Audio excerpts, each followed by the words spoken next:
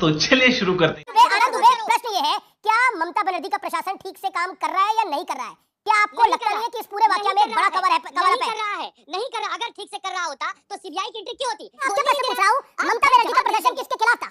जब वो खुद गृह मंत्री है सूबे की, जब वो खुद हेल्थ मिनिस्टर है, वो खुद मुख्यमंत्री है, वो प्रदर्शन किसके खिलाफ कर रही थी? वो किसके खिलाफ प्रदर्शन कर रही थी? उन छात्रों के खिलाफ पुलिस को किसने उतारा? ममता बनर्जी ने ना। और वो खुद प्रदर्शन करने के लिए उतर गई। चलो भाई देखो अब मैं क्या करता हूँ। पिक्चर चालू करो बे।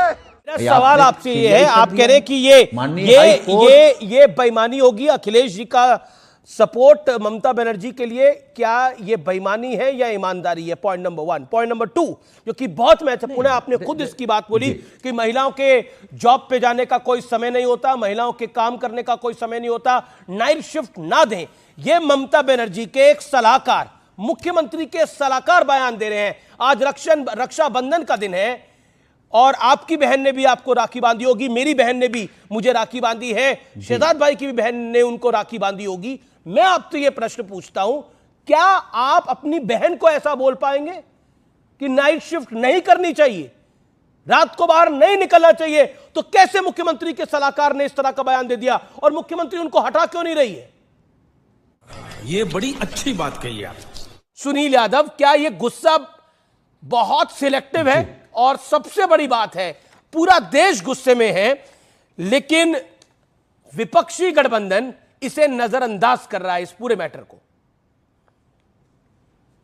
देखिए अमीश भाई, जिस तरीके की घटना हुई है उसको कोई नजरअंदाज कर दे, ये संभव नहीं हो सकता है। जब आप एक तरफ कह रहे हैं कि पूरा देश आक्रोशित है, तो उसी देश का हिस्सा हम आप भी तो हैं। उस घटना पर सबको आक्रोश है, वो घटना बहुत निंदनीय है। अगर पूरे देश का डॉक्टर हड़ताल पर है तो आप सोचिए कि कितनी बड़ी घटना है। सुरक्षा की मांग कर रहे हैं तो स्वाभाविक है पूरे देश में सुरक्षा होनी चाहिए उनकी, और इस तरीके के बयान कम से कम नहीं आने चाहिए कि महिलाओं की शिफ्ट रात में हो या दिन में हो। क्योंकि हम आप जिस समय में हैं, जिस जमाने में हैं, जहां दुनिया में सब महिला पुरुष कंधे से कंधा मिलाकर के चल रही हो, इस बात को हम लोग स्वीकार करते हैं कि देश तभी तरक्की कर सकता है। लेकिन अगर आप ये कहें कि विपक्ष चुप है तो ये बेईमानी होगी। हम कह रहे हैं कि वो घटना बहुत निंदनीय है, लेकिन उस पे क्या आपको नहीं लगता कि भारतीय जनता पार्टी भी राजनीति कर रही है? मेरा कैसी अपमानजनक बातें कर रहा लड़का, ये अश्लील है ये लोना। विपक्ष कह रहा है कि राजनीति ना करे, मतलब सारी बातें ममता जी की मान ले, ममता जो दीदी कहे वही सही। विपक्ष राजनीति कर रहा है। अब तमाम महिला सांसद टीएमसी का लगातार ट्वीट पढ़िए, लीपा पोती से भरा मिलेगा आपको। आज जया बच्चन की आंख में आंसू नहीं मिलेंगे आपको। आज प्रियंका गांधी दीदी वहां नहीं पहुंच सकती थी पीड़िता परिवार से मिलने के लिए, लेकिन वो जंतर मंतर पे तो बैठी थी। तो राजनीति तो विपक्ष कर रहा है, कहीं न कहीं इस मुद्दे को दबाने की पूरी कोशिश में लगा है और प्रदर्शन करके एक नया नौटंकी कर रहे हैं। किसके खिलाफ प्रदर्शन कर रहे हैं? आप कलकत्ता पुलिस कमिश्नर को सैक कर देते, आप जो प्रिंसिपल थे आरजीकर हॉस्पिटल के उसको तुरंत सैक करते। नहीं, वो कलकत्ता हाईकोर्ट जाना पड़ा तो सीबीआई की जांच के लिए, उसको सैक कराने के लिए। सही पकड़े हैं। दुबे, ममता बनर्जी प्रदर्शन किसके खिलाफ कर रही थी? गृह मंत्री वो खुद, पुलिस उनके अंडर, साथ ही साथ हेल्थ मिनिस्टर वो खुद। चेहरा छिप। ये बड़ी अच्छी बात कही आप। देखिए आज रक्षाबंधन है, दुर्भाग्य है कि मैं आपको शुभकामना भी नहीं दे सकता। क्या मुंह लेकर शुभकामना दूं रक्षाबंधन की, क्योंकि ये बहुत ही संवेदनशील मामला है। न किसी राज्य को इससे जोड़िए, न किसी सरकार को जोड़िए, न किसी शहर को जोड़िए। गंदगी होती है, अपराध होता है। ऐसे तो नहीं होता है। वो उन छात्रों के खिलाफ पुलिस को किसने उतारा? ममता बनर्जी ने ना। और वो खुद प्रदर्शन करने के लिए उतर गई। मैं पार्टी बदल लिया साला। आपसे प्रश्न पूछ रहा हूं, ममता बनर्जी का प्रदर्शन किसके खिलाफ था? जब वो खुद गृह मंत्री है सूबे की, जब वो खुद हेल्थ मिनिस्टर है, वो खुद मुख्यमंत्री है, वो प्रदर्शन किसके खिलाफ कर रही थी? वो किसके खिलाफ प्रदर्शन कर रही थी? अरे पहले सुन ही नहीं रहे आप।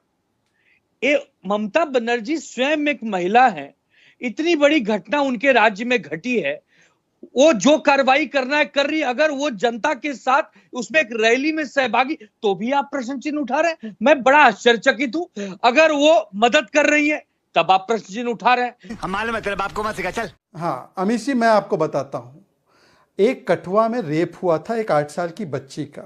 उस बलात्कारी का समर्थन एक व्यक्ति लाल सिंह ने किया था। लाल सिंह हमारा मंत्री था, हमने सियासत नहीं की, लाल सिंह को लात मारकर पार्टी से निकाला, मंत्री पद से निकाला। पता है लाल सिंह को इस बार टिकट किसने दिया? आनंद दुबे के अलायंस ने, प्रियंका वाड्रा ने बुलाकर टिकट दिया।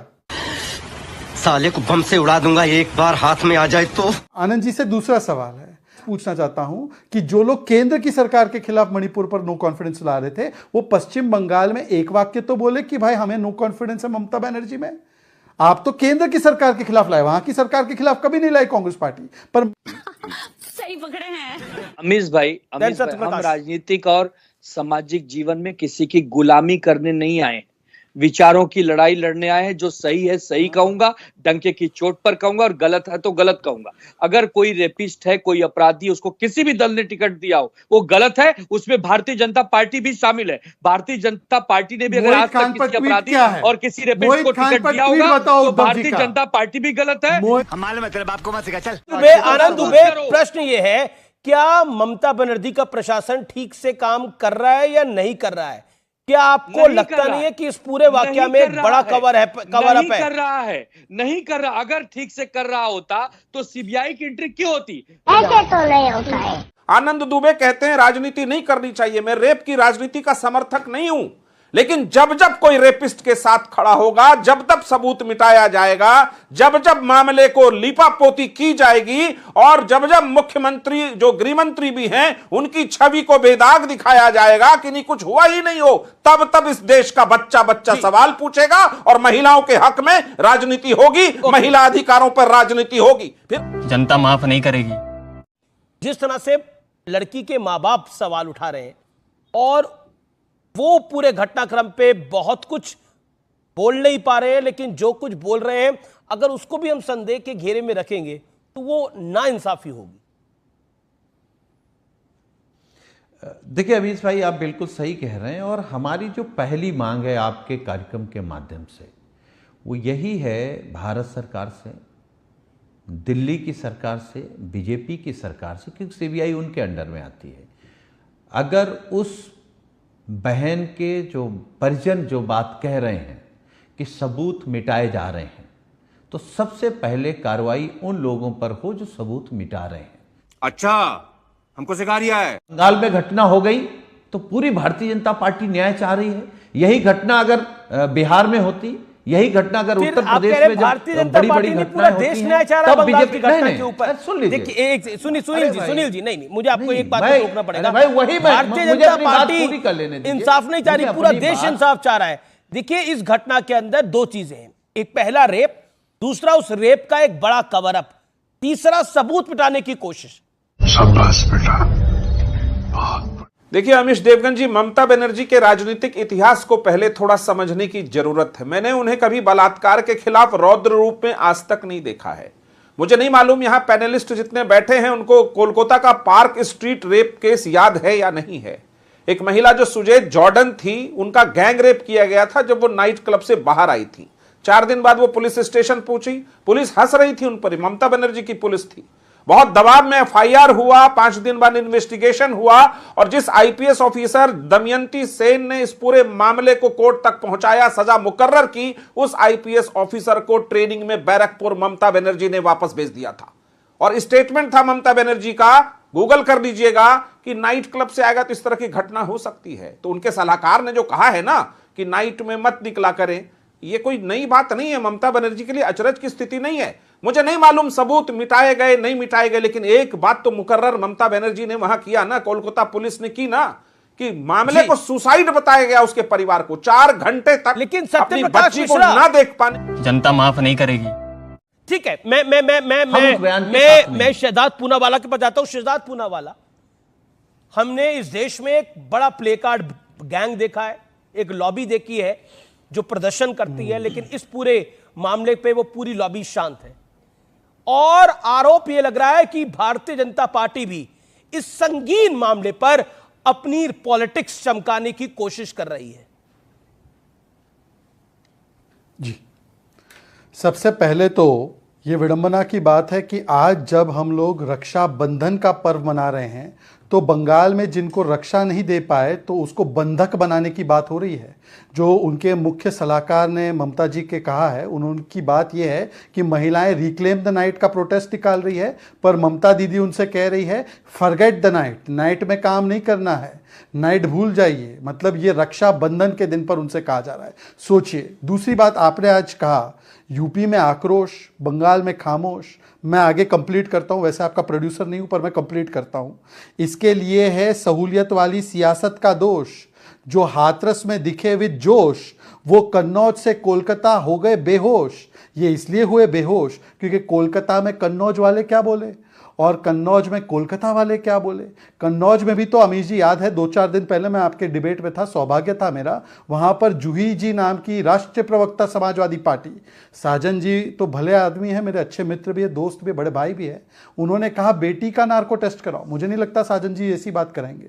एक 65 साल का बुढ़ा अयोध्या में मोहित खान नाम का, वो 12 साल की निषाद समाज की बेटी के साथ अपराध करता है तो कहा जाता है उसका नार्को टेस्ट कराओ। गायत्री प्रजापति कन्विक्ट होता है तो अखिलेश जी कहते हैं अन्याय हो गया गायत्री प्रजापति के साथ, और इनके सबसे बड़े नेता कहते हैं बॉयज विल बी बॉयज। छोटी मोटी बातों के लिए क्या फांसी पे लटकाना। और मैं आना चाहता हूं आज की घटनाक्रम पे। आज माता पिता ने बोला है साजन जी कि बेटी को बचाओ, बेटी को न्याय दिलाओ, नहीं सबूत मिटाओ, और किस प्रकार से बाधा बनाओ और किस प्रकार से जो भी आवाज उठाता है उसके ऊपर दबाव बनाओ। अरे भाई बाकी सब छोड़ दीजिए, पुलिस ने किस किस को नोटिस दिया, डॉक्टर को दिया, नागरिकों को दिया, सुखेंदु रॉय।